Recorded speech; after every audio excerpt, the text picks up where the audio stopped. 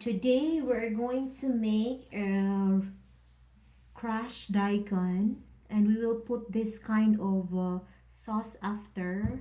So ito po yung 2 slices natin ng daikon, radish in English, daikon in Japanese. So we are going to start. This is our lidgiran or crusher, no? So ganyan lang.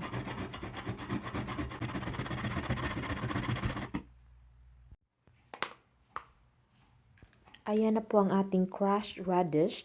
At actually, marami pong tubig. So, we're going to squeeze them in order to take out the water. They're already.